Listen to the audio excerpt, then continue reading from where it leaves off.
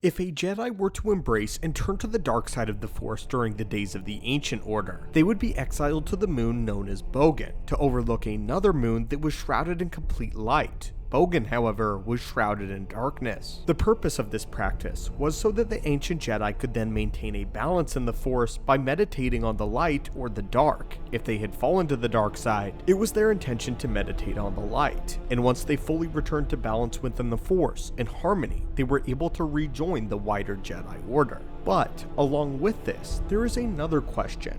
What happened to the ancient Sith Lords that embraced sections or parts of the light? What was their ultimate fate, and what would become of them?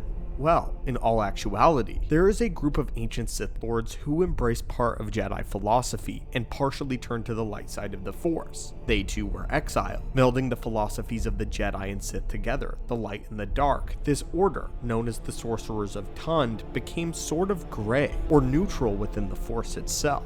However, this doesn't mean that they were not a massive threat to the fledgling Jedi, or the Republic itself, and today, we will be discussing the Force group that the Jedi deemed more dangerous than the Sith, their origins from the ancient Sith, and what ultimately became of them. So welcome back to the channel, Acolytes of the Force. We've been expecting you. First though, we're looking for a new editor on the Stupendous Wave, so if you enjoy these Star Wars videos and would like to edit them, be sure to reach out to the business email down below, as we do have an opening. Now my friends, welcome back to the archives, and let us delve into it. In the year 5000 BBY, during the event known as the Great Hyperspace War, which was a war fought between the Galactic Republic and the Sith Empire, there were in fact a group of Sith Lords that partially became infatuated with Jedi doctrine, discovering the light side of the Force, as these Sith purebloods had only been taught the dark side. For those of you that do not know, Sith purebloods have a natural affinity towards the dark side of the Force itself, with the dark side being ingrained naturally in Sith culture from the very beginning. So the fact that there was another Force-based organization that followed a different aspect of the Force that these Sith purebloods were unfamiliar with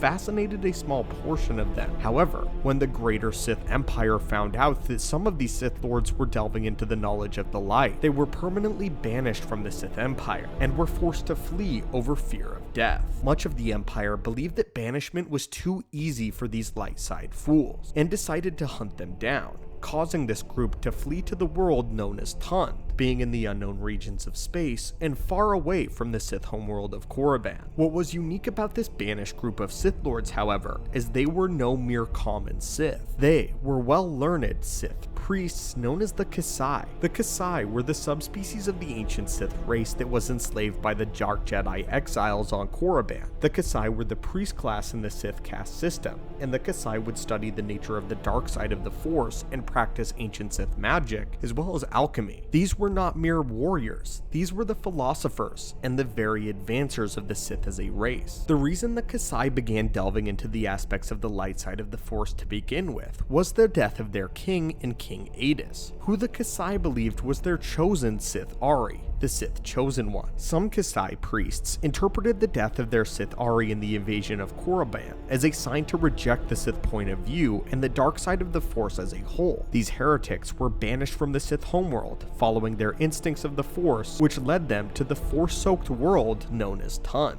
The Kasai and the Sorcerers of Tund began studying light side knowledge and the Jedi Order entirely because they believed that King Adis in the Sith Ari was the culmination of Sith rule, and that they needed to evolve and change if they were ever to claim the galaxy. These sorcerers had interactions with early Jedi, who viewed them as merely another Force group like the Jal Shay or the Zaydan Shah. However, following the Great Sith War, the Jedi labeled the sorcerers' beliefs as unqualified heresy. As the Jedi Order itself began to progress, they became more and more weary of the Sorcerers of Tund, who were lying in wait on the world of Tund, just waiting for the Jedi to become weak, or even the Order of the Sith themselves, as the Sorcerers of Tund were just as staunchly against the Sith point of view as they were the Jedi. Perhaps it was the inactivity of the Sorcerers of Tund that caused the Jedi to be so weary of them, as well as the fact that they appeared to practice magic that was far beyond the Sith of the era. Part of what made the Sorcerers of Tund so deadly was that they maintained many of the ancient Sith abilities that were lost by the more modern Sith, with the more modern Sith casting them aside and believing them to be inferior. which is in large part why the Sith showed a diminished ability to command these more ancient powers that were so destructive. However, the Sorcerers of Tund held great knowledge and respect with these abilities, many of the original members of the Sorcerers of Tund being the pioneers of them.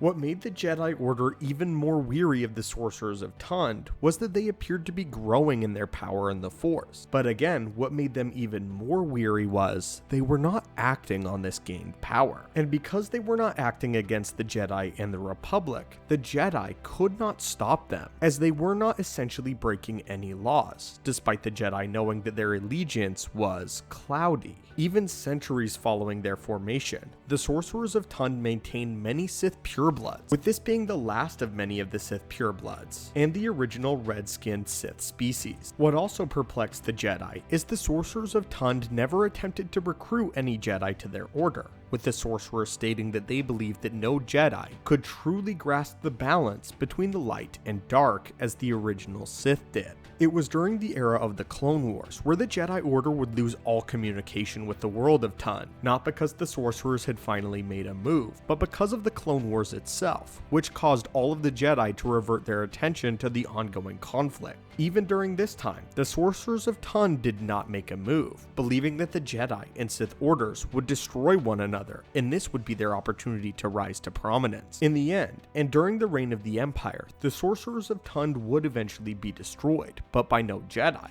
Not even by a Sith Lord. The Sorcerers of Tund would be betrayed from within by one of their own, a dark side adept who they took in and taught everything that they knew. However, this new acolyte believed that the Sorcerers of Tund came from an ancient era, and because they were from an ancient era, they no longer existed in the more modern galaxy. When this student felt as if he had nothing more to learn from the Sorcerers, he killed the others and all other life on the planet with a superweapon known as an electromagnetic torpedo. Unfortunately, this would mark the official and final end of the Sorcerers of Tund. What was unique about this Grey Order though is they were in fact Sith Lords who somewhat embraced the light side when they saw the decay and the decline of the ancient Sith philosophy, especially following the death of their perceived Sith Ari. In the end, they coveted their power for too long, never acting upon it whatsoever or gaining any great prominence in the Republic. However, this did not stop the Jedi Order from fearing them in many cases more than the Sith, as the Sorcerers of Tund had maintained those ancient abilities developed by the ancient Sith.